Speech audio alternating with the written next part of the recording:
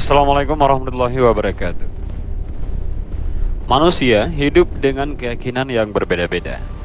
Banyak orang menjadikan agama sebagai pedoman hidup dan percaya kepada Tuhan. Namun, tidak semua orang memiliki kepercayaan yang sama. Ada sebahagian orang yang tidak percaya pada Tuhan, bahkan menolak keberadaannya sama sekali. Dari sikap penolakan inilah muncul berbagai aliran yang menyimpang dari agama. Salah satunya adalah aliran yang dikenal sebagai Satanik. Satanik sering dipahami sebagai aliran yang berkaitan dengan setan. Bagi para pengikutnya, Satanik bukan hanya soal menyembah setan, tetapi lebih kepada sikap menentang dan membenci Tuhan serta aturan agama. Mereka merasa bahwa agama membatasi kebebasan manusia. Karena itu, aliran ini menawarkan kebebasan hidup tanpa aturan agama dan tanpa rasa takut akan dosa. Dalam Satanik, setan atau tokoh seperti Lucifer dan Baphomet dianggap sebagai simbol kekuatan, kebebasan, dan keberanian untuk melawan Tuhan. Tidak semua pengikut Satanik percaya bahwa setan itu benar-benar ada. Ada yang melihatnya hanya sebagai lambang perlawanan dan kebebasan berpikir. Tetapi ada juga yang meyakini setan sebagai kekuatan nyata.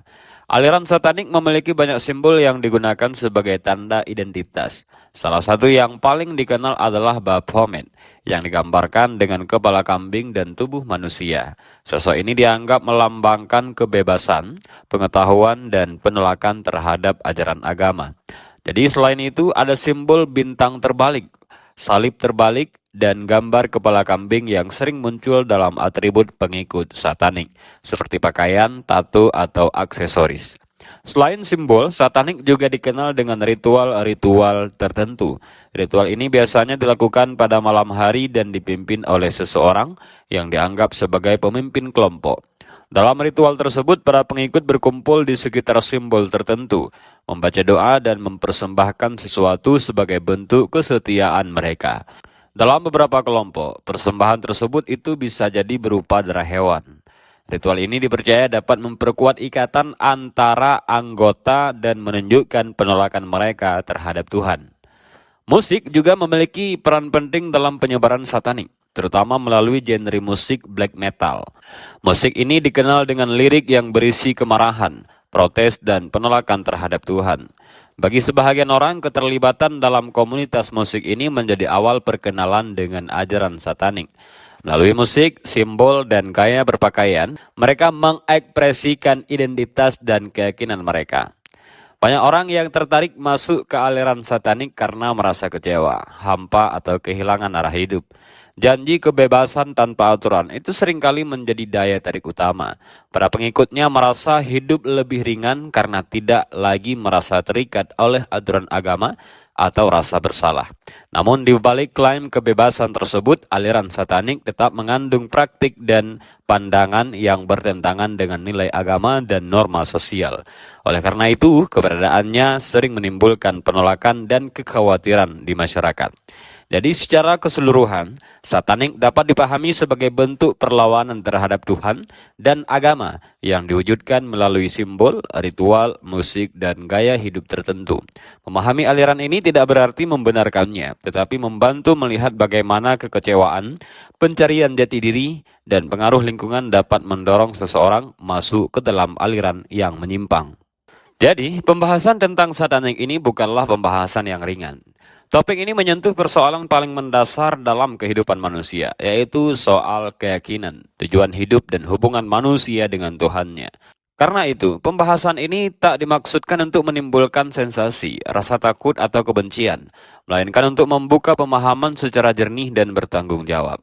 Dalam kehidupan modern, manusia dihadapkan pada banyak pilihan cara hidup. Kemajuan ilmu pengetahuan, kebebasan berpikir, dan perkembangan budaya membuat sebahagian orang mulai mempertanyakan keberadaan Tuhan dan peran agama dalam hidup mereka. Ada yang meragukan, ada yang menjauh, dan ada pula yang secara sadar menentang ajaran agama. Dari sinilah berbagai paham dan aliran menyimpang mulai bermunculan, termasuk aliran yang mengatasnamakan setan atau dikenal dengan sebutan Satanik. Aliran Satanik seringkali dibungkus dengan narasi kebebasan, keberanian melawan aturan, dan kehidupan tanpa batas. Bagi sebahagian orang yang sedang mengalami kekecewaan, kehampaan, atau tekanan hidup, tawaran seperti ini terasa menarik. Namun di balik klaim kebebasan tersebut, terdapat penolakan terhadap Tuhan, penghinaan terhadap ajaran agama, serta praktik-praktik yang bertentangan dengan nilai kemanusiaan dan juga moral. Agama, khususnya Islam, memandang persoalan ini dengan sangat serius. Al-Quran dan hadis banyak menjelaskan tentang setan sebagai musuh nyata manusia, tentang bagaimana manusia bisa tersesat, serta tentang pentingnya menjaga iman dan akal sehat. Oleh karena itu, membahas satanik tak cukup hanya dari sisi sosial atau budaya, tetapi perlu dikaji dengan landasan dalil, pemikiran ulama, serta pandangan tokoh-tokoh yang berpengaruh. Dan dalam video ini saya mengajak Anda semua untuk memahami fenomena satanik secara utuh. Bukan untuk membenarkan, tetapi untuk membedakan mana jalan yang lurus dan mana jalan yang menyesatkan. Dengan memahami akar pemikiran, simbol, dan pengaruhnya, diharapkan nanti mampu bersikap lebih waspada dan memiliki pegangan yang kuat dalam menjaga keimanan. Dan mulai dari sini pembahasan ini akan disusun dalam 5 bab.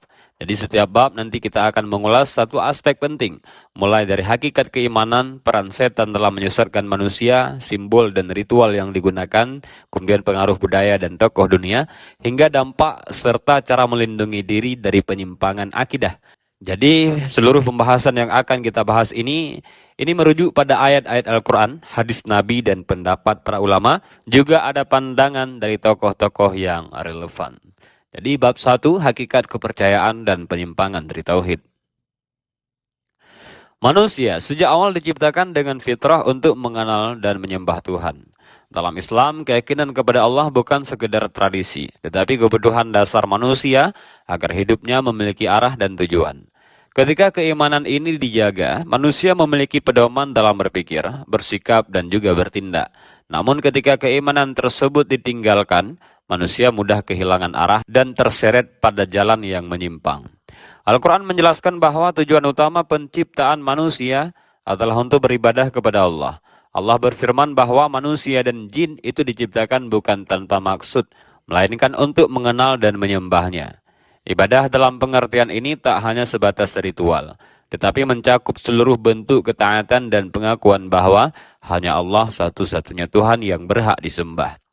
Penyimpangan dari tauhid terjadi ketika manusia mulai menolak keberadaan Tuhan, meragukan kekuasaannya atau bahkan memusuhi ajaran agama. Penolakan ini tak selalu muncul secara tiba-tiba. Dalam banyak kasus, ia berawal dari keraguan kecil, kekecewaan hidup atau keinginan untuk hidup bebas tanpa aturan. Dari sinilah jalan kesesatan perlahan terbuka.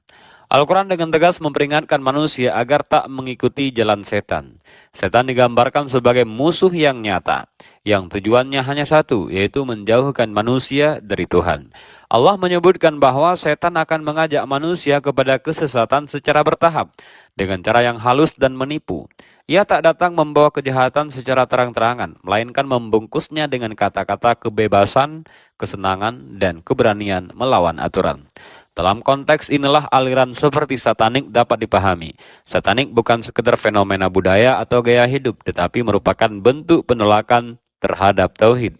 Jadi ketika setan dijadikan simbol, panutan, atau bahkan pusat keyakinan, maka posisi Tuhan secara otomatis disingkirkan. Ini adalah bentuk penyimpangan akidah yang paling mendasar. Para ulama telah lama menjelaskan bahwa kesesatan manusia itu seringkali bermula dari kesombongan dan penolakan terhadap kebenaran. Ibnu Taimiyah menjelaskan bahwa orang yang menolak kebenaran bukan karena tak tahu, tetapi karena enggan untuk tunduk kepada kebenaran tersebut. Sikap ini sama dengan sikap iblis yang menolak perintah Allah bukan karena tak mengenalnya, melainkan karena kesombongan. Hal yang sama juga disampaikan oleh Imam Al-Ghazali yang menekankan bahwa hati manusia bisa menjadi gelap ketika lebih mengikuti hawa nafsu daripada petunjuk Tuhan. Saat hati telah dikuasai nafsu dan kebencian terhadap agama, manusia akan mudah membenarkan apapun yang sesuai dengan keinginannya, termasuk mengikuti jalan setan. Dalam sejarah modern, penolakan terhadap Tuhan juga tampak pada tokoh-tokoh tertentu yang secara terbuka mengajarkan ide kebebasan tanpa Tuhan. Salah satu tokoh yang sering disebut adalah Anton LaVey, pendiri Crush of Satan, yang mengajarkan bahwa manusia adalah pusat segalanya dan tak perlu untuk tunduk kepada Tuhan. Pemikiran seperti ini kemudian menyebar melalui buku, musik, dan budaya populer, lalu mempengaruhi banyak orang, terutama mereka yang sedang mengalami krisis hidup. Islam memandang pemikiran semacam ini sebagai bentuk tipu daya setan. Kebebasan yang ditawarkan bukanlah kebebasan sejati, melainkan kebebasan semu yang menjauhkan manusia dari tujuan hidupnya. Tanpa iman, manusia memang merasa bebas sesaat, tetapi kehilangan pegangan dalam jangka waktu yang panjang. Dengan demikian, dapat dipahami bahwa satanik bukan sekedar persoalan simbol atau ritual, melainkan persoalan keyakinan. Ia berakar dari penolakan terhadap tauhid dan ketaatan kepada Allah. Oleh karena itu, memahami hakikat keimanan itu menjadi langkah pertama yang penting sebelum membahas lebih jauh tentang peran setan, simbol-simbol satanik, dan dampaknya dalam kehidupan manusia. Bab 2, setan, iblis, dan cara mereka menyesatkan manusia. Untuk memahami aliran satanik, penting terlebih dahulu memahami siapa sebenarnya setan menurut ajaran agama. Islam menjelaskan bahwa setan bukan sekedar simbol atau hayalan, melainkan musuh nyata manusia yang bekerja secara aktif untuk menjauhkan manusia dari Tuhan. Dalam Al-Quran dijelaskan bahwa awal mula permusuhan setan terhadap manusia bermula dari penolakan iblis untuk taat kepada perintah Allah. Ketika Allah memerintahkan para malaikat dan jin untuk sujud kepada Nabi Adam sebagai bentuk penghormatan, iblis menolak karena merasa lebih mulia. Penolakan ini bukan karena tak mengenal Allah, tetapi karena kesombongan. Sejak saat itu, iblis dikutuk dan berjanji akan menyesatkan manusia sampai hari kiamat. Iblis kemudian menjadi sumber dari segala bentuk kejahatan dan kesesatan. Dari iblis inilah muncul setan-setan yang bertugas menggoda manusia. Al-Quran menyebutkan bahwa setan akan datang dari berbagai arah, tak hanya dari satu sisi. Ini menunjukkan bahwa godaan setan sangat beragam dan menyesuaikan kondisi manusia. Cara kerja setan tak selalu kasar atau menakutkan, justru sebaliknya. Setan sering menggoda manusia dengan cara yang halus, yang membisikkan keraguan, membenarkan dosa kecil, dan membuat keburukan terlihat indah. Setan itu jarang langsung mengajak manusia untuk melakukan kesesatan yang besar. Ia mulai dari hal-hal kecil, seperti menunda ibadah, meremehkan dosa, dan mempertanyakan ajaran agama. Dalam Al-Quran dijelaskan bahwa setan hanya mengajak dan membisikkan, bukan memaksa. Artinya, manusia tetap memiliki pilihan, namun ketika iman lemah dan akal tak digunakan dengan baik, bisikan tersebut mudah diterima sebagai kebenaran. Dari sinilah manusia mulai menjauh dari Tuhan tanpa sadar. Salah satu tipu daya setan yang paling berbahaya adalah menjadikan kebebasan sebagai umpan. Setan meyakinkan manusia bahwa aturan agama adalah beban, bahwa Tuhan membatasi kebahagiaan, dan bahwa manusia akan lebih bahagia jika hidup tanpa aturan. Pola inilah yang banyak ditemukan dalam pemikiran aliran satanik, di mana penolakan terhadap Tuhan itu dibungkus dengan narasi kebebasan dan keberanian. Para ulama menjelaskan bahwa setan sangat memahami kelemahan manusia. Ibnu Qayyim al-Jauziyah menjelaskan bahwa pintu masuk setan ke dalam diri manusia antara lain adalah hawa nafsu, kemarahan, kesedihan, dan keputusasaan. Ketika manusia sedang rapuh secara mental dan spiritual, setan akan lebih mudah menguasai pikirannya. Dalam kondisi seperti ini, manusia mulai membenci agama, menyalahkan Tuhan atas penderitaannya, dan mencari pelarian. Setan kemudian menawarkan jalan alternatif, termasuk jalan yang menentang Tuhan secara terang-terangan. Inilah titik awal di mana seseorang bisa tertarik pada aliran-aliran sesat seperti satanik. Al-Quran juga mengingatkan bahwa setan tak pernah menepati janjinya. Ia hanya menjanjikan kesenangan sesaat, tetapi berujung pada penyesalan. Pada hari akhir kelak, setan sendiri akan berlepas diri dari manusia dan mengakui bahwa ia hanya mengajak, sementara manusialah yang memilih untuk mengikutinya. Dengan demikian dapat dipahami bahwa satanik bukan muncul secara tiba-tiba. Ia adalah hasil dari proses panjang godaan setan yang dimulai dari keraguan kecil hingga penolakan total terhadap Tuhan. Ketika setan berhasil membuat manusia memusuhi Tuhan, maka tujuannya telah tercapai. Bab 3, simbol dan ritual satanik dalam timbangan agama. Setiap aliran kepercayaan memiliki tanda dan cara khusus untuk menunjukkan identitasnya. Dalam satanik, identitas itu banyak ditunjukkan melalui simbol dan ritual. Bagi pengikutnya, simbol dan ritual bukan sekedar hiasan, tetapi dianggap sebagai bentuk pernyataan sikap, kesetiaan, dan penolakan terhadap Tuhan. Jadi salah satu simbol yang paling sering dikaitkan dengan satanik adalah sosok Baphomet. Sosok ini biasanya digambarkan dengan kepala kambing dan tubuh manusia. Dalam pemahaman pengikut satanik, Baphomet melambangkan kebebasan, kekuatan, dan perlawanan terhadap ajaran agama. Simbol ini sering digunakan dalam gambar, patung, tato, hingga atribut ritual. Kepala kambing yang digunakan bukan tanpa makna, melainkan sebagai simbol penentangan terhadap nilai kesucian dalam agama. Selain itu terdapat simbol bintang terbalik atau pentagram terbalik. Bintang ini sering ditempatkan dengan satu sudut menghadap ke bawah. Bagi pengikut satanik, simbol ini menjadi tanda pertemuan, pemanggilan, atau pengakuan terhadap ajaran mereka. Dalam pandangan agama, simbol semacam ini termasuk tanda yang berkaitan dengan kekufuran dan penyimpangan akidah karena digunakan untuk memuliakan selain Allah. Simbol lain yang sering muncul adalah salib terbalik. Simbol ini secara jelas dimaksudkan sebagai bentuk penghinaan dan penentangan terhadap ajaran Kristen dan secara umum terhadap konsep ketuhanan. Dalam konteks satanik, penggunaan salib terbalik menunjukkan sikap permusuhan terhadap Tuhan dan agama. Islam memandang penggunaan simbol-simbol tersebut bukan sebagai hal netral. Simbol memiliki makna dan niat di baliknya. Rasul melarang umatnya untuk meniru atau menyerupai keyakinan dan praktik kaum yang menyimpang. Para ulama menjelaskan bahwa menyerupai simbol kekufuran, apalagi dengan niat membenarkan atau menggunakannya, dapat membahayakan iman seseorang. Selain simbol, satanik juga dikenal dengan ritual-ritual tertentu. Ritual ini biasanya dilakukan secara tertutup dan pada waktu malam. Dalam ritual tersebut, para pengikut berkumpul di sekitar simbol tertentu, dipimpin oleh seseorang yang dianggap memiliki kedudukan lebih tinggi.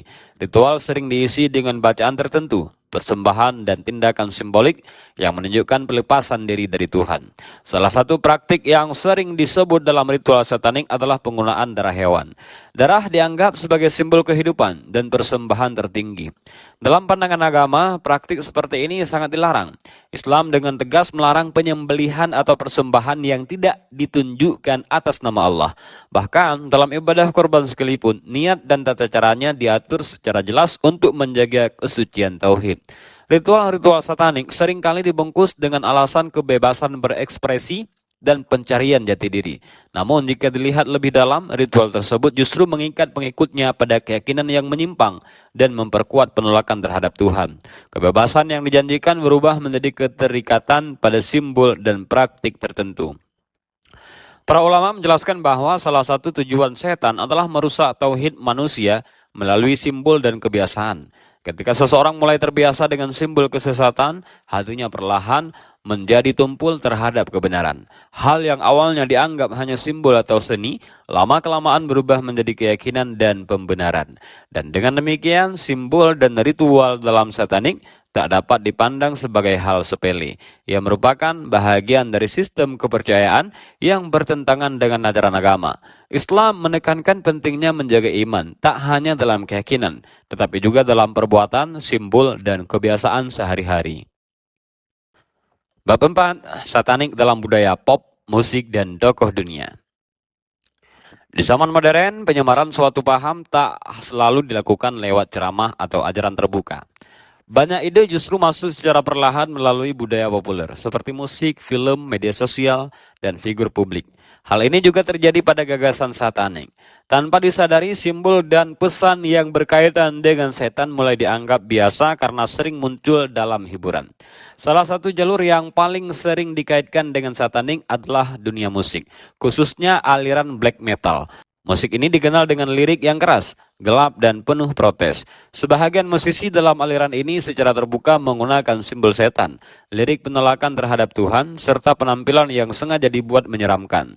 Bagi mereka, musik bukan sekadar hiburan, tetapi sarana untuk mengekspresikan kemarahan, kekecewaan, dan perlawanan terhadap agama.